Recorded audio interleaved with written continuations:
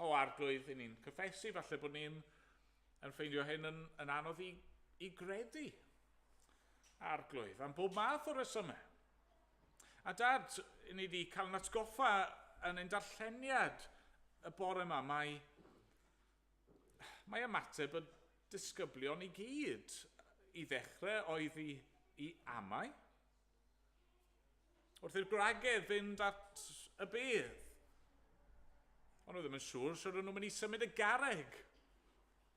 Ond nhw'n mynd at y bedd yn disgwyl ffeindio corff marw. Ac yna'r disgyblion, Pedr ac Ioan a'r gweddill yn amau. Falle'n gweld bod yna rhywbeth wedi digwydd, ond dal ddim yn siŵr beth na sut, ac yna'r ddau ar y ffordd i maes. Yn gadael y gweddill, yn mynd nôl adre ac hyd yn oed ar y nos Sul cyntaf yna. Pan nath yr arglwydd Iesu ymddangos iddyn nhw a cyhoeddi tangnefydd. Yn ei llawenydd o'n nhw bron methu credu fod y peth yn wir. Dad, i ni'n dod at y ti yn awr. Ac falle bod na amheuon yn ein plith ni. Falle bod na ansicrwydd yn ein plith ni. Falle bod na euogrwydd a chywilydd a phob math o bethau sydd yn ein dal ni nôl. A fel petai'n ein rwystro ni rhag credu, rhag roi yn ffydd ni yn yr arglwydd Iesu Grist. O dad, ni'n gofyn nawr ran y ti i ddangos dy hun i ni. Arglwydd, ni'n gofyn i ti weithio yn ein calonau ni. Ni wedi clywed am y gwragedd yn cofio geiriau Iesu, a'r ddau ar y ffordd i maes a'i calonau nhw yn dan o'i mewn nhw, ac yna'r apostolion a'r disgyblion eraill a'i meddyliau nhw'n cael ei agor i gofio ac i ddeall ac i gredu yr ysgrythurau, a ni'n gweddio wneud i weithio yn yr un ffordd yno ni y bore yma. Arglwydd, ni'n dymuno i fod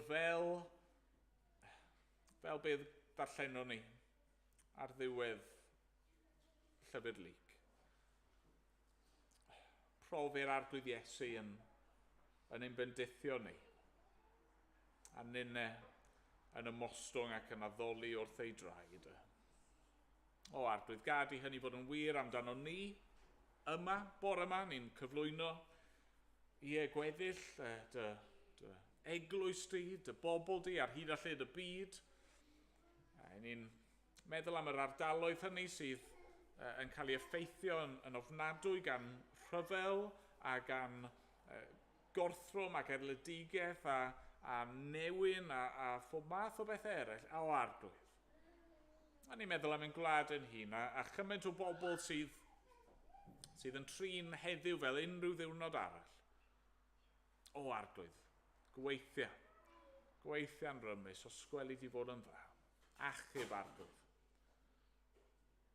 Dad, bydd gyda ni nawr, ni'n cyflwyno i gweddill yr oed hon i ti ac yn amser ni prynhawn yma ar y comin, ni'n gweddio bydde dy enw mawr di yn cael ei ogoneddu.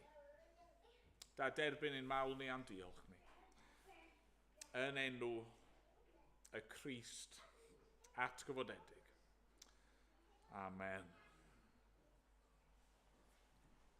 Amen. Ganwn ni eto yn gilydd. Ni'n mynd i ganu rhif 162 yn y llyfr ymynau. Yn ôl marw brenin hedd, a'i eiddo i gyd yn brydd, a'i roi mewn newydd fedd, cyfodau'r trydydd dydd. Boed hyn mewn cof gan Israel Duw, mae'r oen a laddwyd eto yn fyw. Ond ni sefyll i ganu.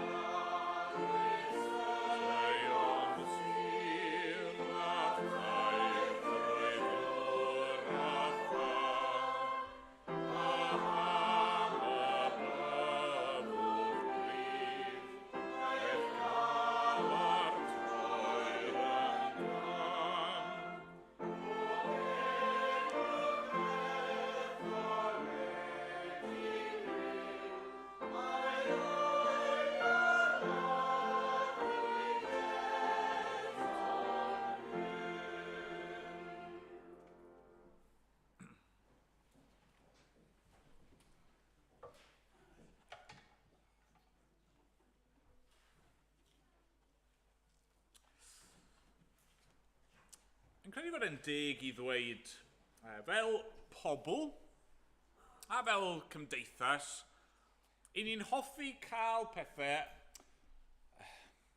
ar ein telerau ni. Dan yn y modau ni, yn y ffordd sydd yn siwtio ni. A sa'n credu bod e'n anheg I ddweud ein bod ni gyd fel pobl yn ddigon hunanol. Ni eisiau beth sydd yn plesio ni yn y ffordd I ni yn gweld yn dda. Wrth gwrs, ni'n profi hynny mewn ffyrdd syml iawn. Tysyn ni ar ôl yr oedfa, fydd yna baned, yn dweud, dewch I gael paned. A wedyn bod fi'n mynd a bod fi'n cael te efo llaeth a 5 siwgr, achos ddim dyna'r ffordd fi'n hoffi, ond a wedyn yn rhoi hwnna I chi, byddwch chi wrth gwrs yn gweud, wel na, falle bod chi ddim yn cael llaeth yn eich te, falle bod chi ddim yn cymryd siwgr yn eich te, falle bydde well da chi goffi neu rhyw ddiod arall, wrth gwrs, mae hynny'n ddigon resymol. Neu mae'r un peth efo pryd o fwyd. Mae un person yn hoffi sos coch, mae rhywun arall yn hoffi mayonnaise, mae rhywun arall fel fi yn hoffi y barbecue sauce. Os ydych chi'n cael eich steak chi wedi coginio? Ydych chi'n hoffi yn rare, yn weidlyd, neu ydych chi'n hoffi yn cremated, yn well done? Eich ffôn chi. Fi'n siŵr bod llawer ohono ni efo ffôn symudol, smartphone, a chi wedi gosod yr apiau a yr holl bethau yma yn yr ffordd sydd yn siwto chi. A gallwn ni mynd mlaen, a mae'r un peth wrth gwrs yn wir ar bob lefel o'n bywyd. Ni eisiau I bethau fod fel I ni'n gweld yn dda. Ni eisiau trefnu'n bywydau ni yn y ffordd sydd yn siwtio ni. Dwi ddim yn syndod wedyn bod yr un meddylfryd, yr un mindset yna'n dod drosodd yn y ffordd ni'n meddwl am fyw. I ni eisiau Duw, ond ar ein telerau ni. Chi'n clywed pobl yn siarad fel yna weithiau, yndych chi? Wel, fi'n meddwl am Dduw fel hyn. Dyma'r syniad sydd gen I o sut un yw Duw. Fi'n hoffi hyn a hyn a hyn am Gristnogaeth, fi'n hoffi rai o'r pethau mae'r arglwydd Iesu Grist yn dysgu, ond mae well da fi gadael hwn a hyn a'r llall.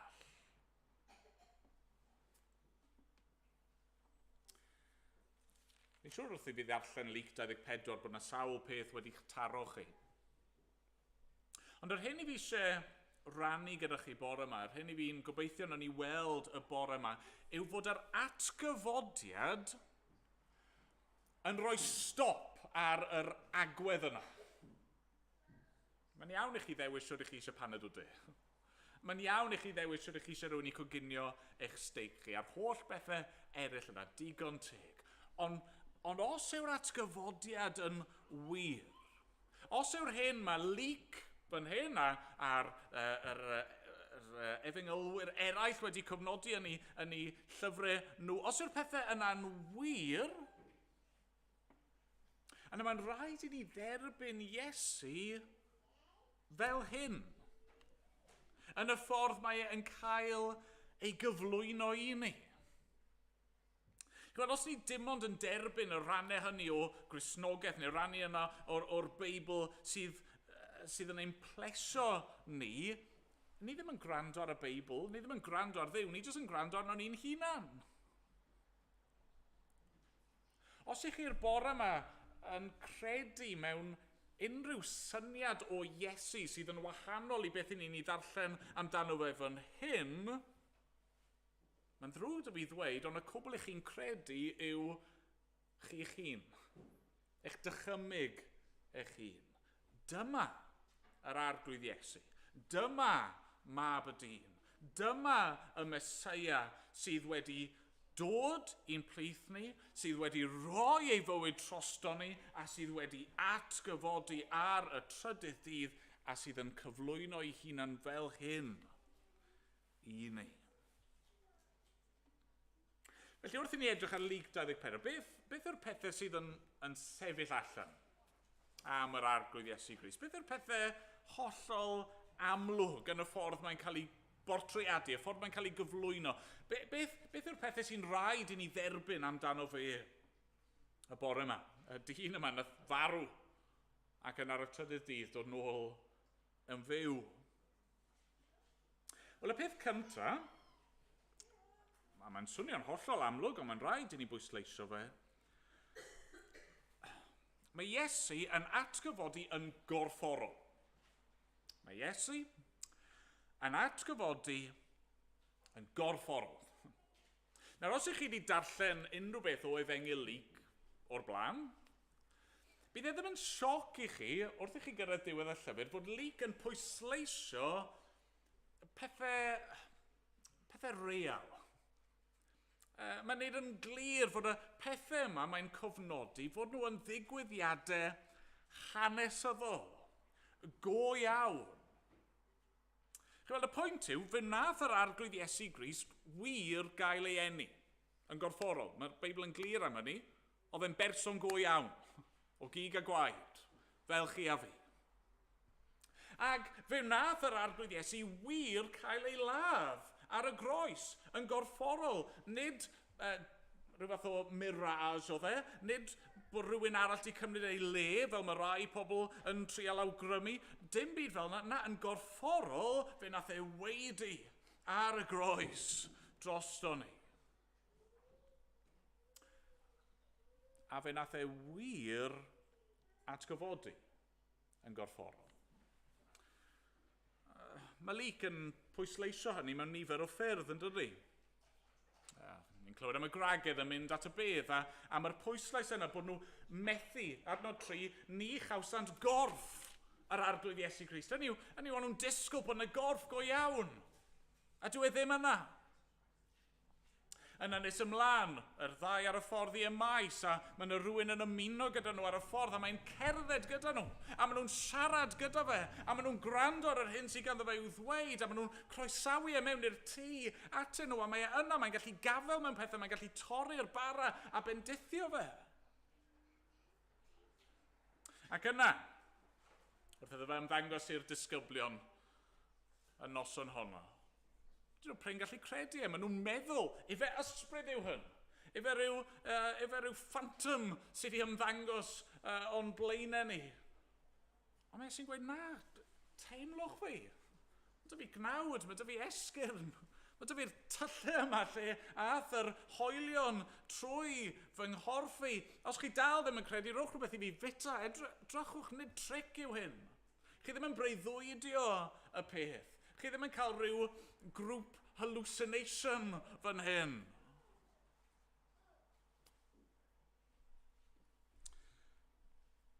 Mae'r atgyfodiad yn ddigwyddiad corfforol, hanesyddol.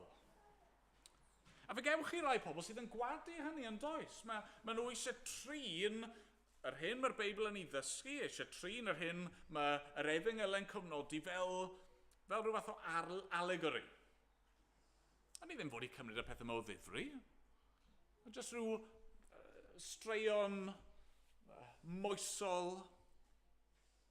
Dyn ddim yn wahanol i stori tylwyth teg yn y bôn, jyst bod yna wersi ysbrydol ni'n gallu dysgu o esiampl yr arglwydd Iesu Grist. Mae'r atgyfodiad jyst yn rhyw symbol o ffaith yn y diwedd fydd daioni yn ennill y dydd, a hyd yn oed os ni'n gorfod dioddau yn y diwedd fydd pob peth yn troi allan yn okay. Na, fe fydd popeth yn troi allan yn okay. Achos bod yr arglwydd Iesu Grist wir wedi marw a wir wedi dod nôl yn fyw. A mae hynny'n rhoi gymaint fwy o obaith i ni'r bore yma, dydy? Ni ddim jyst yn credu mewn rhyw syniad. Ni ddim jyst yn credu mewn rhyw ideal. Dyw'n ffydd ni y bore yma ddim jyst yn rhyw obaith anelwig. Gobeithio bydd popeth yn troi mas yn okay yn y diwedd. Na, mae'n gobeith ni yr un mor sicr ar ffaith fod y dyn yma wedi dod nôl yn fyw. A fod e'n fyw yn awr. A fod e nawr wedi esgyn i'r nefoedd. A fod e nawr ar ddeheulawr tad yn ei fawrhydu. A fod e un dydd yn dychwelyd i gasglu ei bobl e ato fe ei hun. Ac yn y dydd yna byddwn ni'n gallu taflu'n hunan wrth ei draed e. Byddwn ni hefyd yn gallu ei weld e, a'i glywed e, a'i gyffwrdd e. A'r y berson go iawn sydd yn eich caru chi. Person go iawn sydd wedi dioddau trostoch chi. Person go iawn sydd wedi ennill bywyd tragwyddo i chi. Y peth cyntaf, mae'n atgyfodiad corfforol. Ond yna, falle nath e taro chi, rhywbeth arall mae lyc fel petai eisiau pwysleisio, yw fod e'n atgyfodiad ysgrythurol. Nawr, beth i fi'n golygu wrth hynny? Wel, doedd yr atgyfodiad corfforol go iawn hanesyddol yma, doedd e ddim yn isolated event. Doedd e ddim yn rhywbeth nath just ddigwydd yn annisgwyl ac ar hap a damwain. Na. Dro ar ôl tro, a gweud o fi, ni'n clywed y gair yma, rhaid yn lyc 24. Dyma oedd rhaid digwydd. Dyma oedd yn gorfod digwydd. Roedd e'n anorfod fod hyn yn mynd i ddigwydd. Mae'r angylion yn dweud hynny i'r gwragedd ar lan y bydd. Adnod 6. Nid yw ef yma, mae wedi gyfodi. Cofiwch fel y llefarodd wrth eich troedd eto yng Nghalilea, a mynd i mewn i'w ogoniant. A chan ddechrau gyda Moses a'r holl broffwydi, dehonglodd iddynt y pethau a ysgrifennwyd amdano ef ei hun yn yr holl ysgrythurau. Ac yna'r un peth eto yn cael ei bwysleisio i'r disgyblion yn adnod 44, dyma ystyr fy ngeiriau a leferais wrthych pan oeddwn eto gyda chwi. Ei bod yn rhaid i bob peth gael ei gyflawni sy'n ysgrifenedig amdanaf yng nghyfraith Moses a'r proffwydi a'r salmau. Hynny yw, pe bai yr arglwydd Iesu just wedi marw a dod nôl yn fyw, wrth gwrs, bydde hynny'n rhyfeddol yn bydde fe. A byddwch chi eisiau gwybod mwy am y person yma, byddwch chi eisiau talu sylw iddyn nhw, bydde lle gyda nhw i ddweud wrthych chi nawr mwy am y byd yma ac yn y blaen. Ond y pwynt fan hyn yw bod atgyfodiad yr arglwydd Iesu Grist yn rhan o'r ysgrythyr. Mae'n rhan o'r cynllun yma, y darlun mawr yma o ddatguddiad Duw. Os chi eisiau deall beth yw arwyddocad yr atgyfodiad, i ddeall yn iawn, mae rhaid i chi mynd nôl a wneud eich gwaith catre a darllen yr Hen Testament. Gwyd, dwi ddim lan i ni nawr i ddweud, wel, hold on, dyma'r dyn yma sydd wedi marw a mae wedi dod nôl yn fyw, a felly fi'n meddwl bod e wedi marw am y reswm yma. A fi'n meddwl bod ei atgyfodiad yn golygu hyn. Na, mae Iesu'n dweud mae'r pethau yma sydd wedi digwydd yn cyflawni yr ysgrythurau.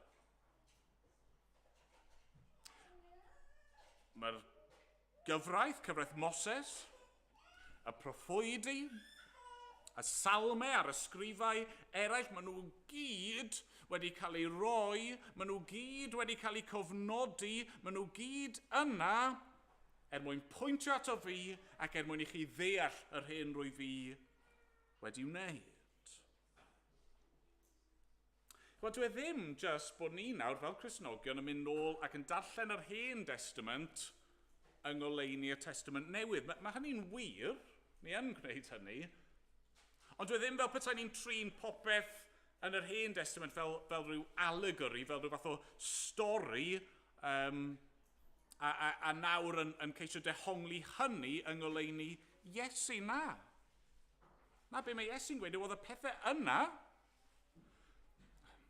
hanes y creu, hanes y cwymp, Abram, Isaac, Jacob, yr llwythau, Joseph a'r Exodus a Moses a'r Pasg gyntaf yna ac y taith trwy'r anialwch a concro gwlad yr addewyd ac yna sefydlu hunan yn y wlad ac yna yr gwrthryfel a mynd i geithglyd ac yna dychwelyd o'r geithglyd. Mae'r holl beth yna, meddai Iesu, maen nhw'n sôn amdano fi.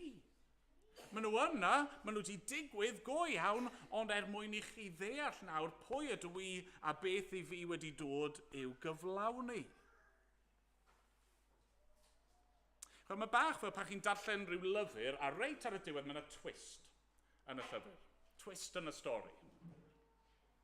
Chi'n mynd nôl a chi'n darllen eto, a chi'n sylwi ar bethau o chi erioed i gweld o'r blaen. Ond nid y gorffennol sydd wedi newid, efe. Oedd yr awdur yn gwybod o'r cychwyn beth o'n nhw'n cynllunio, beth o'n nhw'n bwriadu.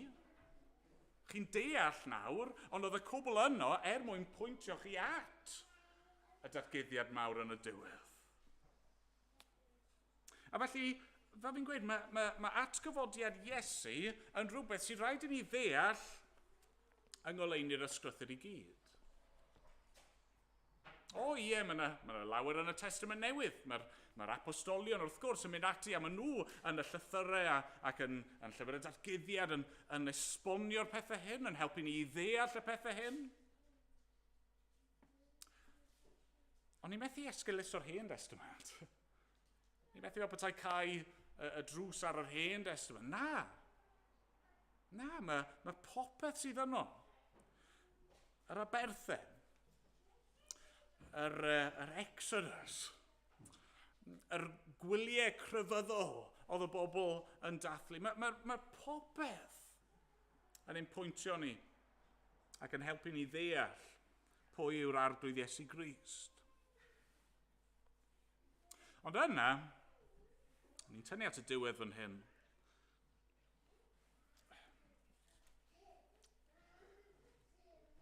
Yn Luc 24, mae'n y bwyslais arall yn does. Dio ddim just fod Crist wedi atgyfodi'n gorfforol yn hanesyddol, mae hynny'n wir. A dio ddim just wedi wneud hynny i gyflawni'r ysgrythyrau, a mae hynny'n wir. Achos os ni just yn gadle fyna, gallech chi ofyn y cwestiwn, well, so what? Pa wahaniaeth mae hwn ni'n wneud i fi? Ond sa'n credu bod chi gallu darllen Luc 24 a meddwl hynny. A felly'r pwynt ola sydd hynny yw fod e'n atgyfodiad personol. Hynny, mae'r atgyfodiad yn rhywbeth mae Crist wedi ei wneud, rhywbeth sydd wedi ei gyflawni, rhywbeth mae wedi llwyddo ynddo fe, ein mwyn ni. Mwyn chi a fi. Mae'n dod drosodd yn dydi ym mhrofiadau y gwragedd yn gyntaf. Maen nhw'n cael eu atgoffa o beth oedd Iesu wedi dysgu iddyn nhw. Maen nhw'n cael eu atgoffa o bopeth oedd Iesu wedi ddweud wrthyn nhw, o'r amser o'n nhw wedi treulio gyda fe, yr gwahaniaeth oedd wedi gael yn eu bywydau nhw. Yna, ni'n clywed am y ddau ar y ffordd i'r maes ac wrth i Iesu esbonio ac ymhwyso yr ysgrythyrau iddyn nhw, mae calonau nhw fel petai ar dan o'i mewn nhw. Ac yna, mae'r disgyblion yn yr oruwch ystafell, mae Iesu yn sefyll o'i blaenau nhw a mae'n dweud wrthyn nhw, tangnefedd i chwi. Mae'r pethau mae'n wneud efo ni. Mae'r pethau yma ag arwyddocad i ni. Mae'r pethau yma'n bersonol, maen nhw'n rhywbeth i ni fod i fel gafel ynddyn nhw. Ac os yw hynny ddim yn ddigon clir, edrychwch eto ar adnodau 46 a 47. Meddai wrthynt, fel hyn mae'n ysgrifenedig. Fod y Meseia i ddioddef ac i atgyfodi oddi wrth y meirw ar y trydydd dydd. A bod edifeirwch yn foddion maddeuant pechodau i'w gyhoeddi yn ei enw ef i'r holl genhedloedd. gan ddechrau yn Jerusalem. What's it all about? Pam bod yr ysgrythurau wedi ragfynegu hyn I gyd? Pam bod rhaid y Meseia ddioddef a marw ac atgyfodi ar y trydydd dydd? Wel, wrth gwrs, mae yna fwy I ddweud na hyn. Mae yna llawer gallwn ni ddweud am berson a gwaith Crist, ond yn y canol, yn sylfaenol, yn hanfodol, be mae Iesu'n I ddweud fan hyn? Bod edifeirwch yn foddion maddeuant pechodau i'w gyhoeddi yn ei enw ef i'r holl genhedloedd gan ddechrau yn Jerusalem. Pam bod wedi dod? Pam fod wedi paratoi'r ffordd? Pam fod Crist wedi dewis dod a dioddau a marw? Wel, mwyn delio gyda'n pechod. Mwyn I ni nawr allu edifarhau, credu ynddo fe, a trwy roi'n ffydd ni ynddo fe, gwybod fod ein pechod ni wedi ddelio gyda. Fod ein pechod ni, ein gwrthryfel ni, ein drygioni ni wedi cael ei osod arno fe. Fod wedi dioddau yn ein lle ni. A fod wedi cyflawni'r gwaith yna. Fod wedi llwyddo yn y gwaith yna. A'r arwydd fod wedi ennill y dydd yw I fod wedi atgyfodi. A dyma neges chi'n gweld I bawb. Mae'n neges personol, mae'n neges sydd ag arwyddocad I bawb. Mae'n neges I gyhoeddi i'r byd I gyd, i'r holl genhedloedd. Dechrau yn Jerusalem. Nhw oedd y bobl oedd angen clywed gyntaf. Nhw oedd y bobl oedd yn gallu ymateb gyntaf achos o'n nhw'n gwybod yr Hen Testament. Ond nid just Jerusalem. Yr holl genhedloedd. Chi a fi. Mae'r atgyfodiad, ydy mae'n ddigwyddiad hanesyddol.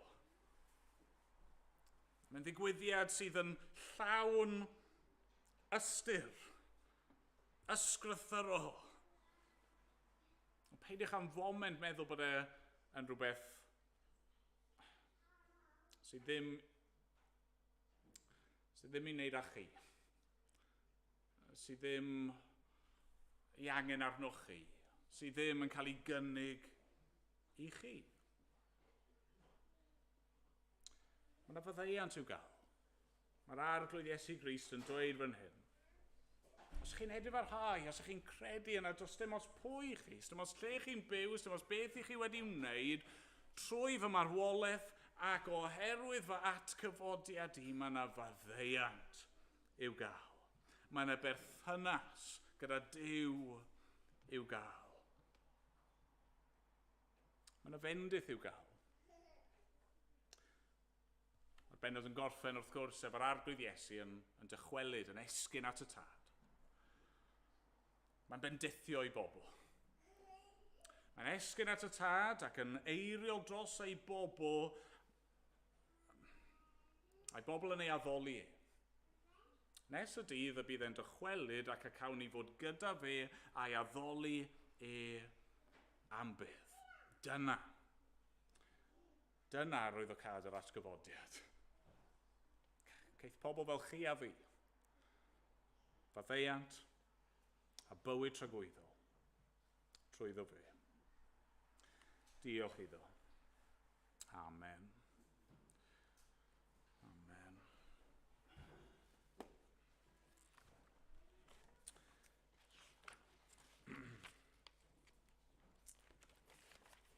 Ni'n mynd I ganu eto wrth I ni ddod I ddiwedd yr oedfa. Rwyf 36 yn yr atodiad. O eglwys, cod a gwisg darfogaeth di. Gwrando alwad Crist ein brenin. Ac yr ail bennill yn dweud hyn. Ein galwad sydd I garu'r enaid caeth I ryfela a'r caethiwr. A chyda'r cleddyf sy'n iachau pob clwyf, brwydro nawn a ffydd a dewrder. A phan ddaw gofid ar bob tŷ, Mae'n buddugoliaeth ni yn siŵr. Caiff Crist y wobr a brynodd gyda'i waed. Etifeddiaeth y cenhedloedd. Ac ymlaen, yn ei sefyll i ganu, dyn gilydd.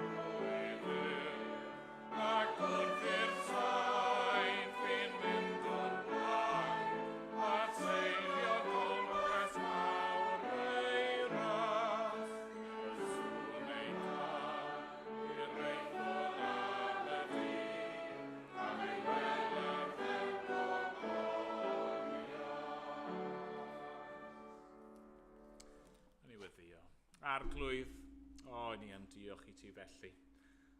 Diolch am y pethau hyn, ni'n gofyn wneud i nawr i parhau i siarad â ni, i osod y pethau yma'r ein calonau ni. Arglwydd i gweithio arno ni, os gweli di fod yn dda.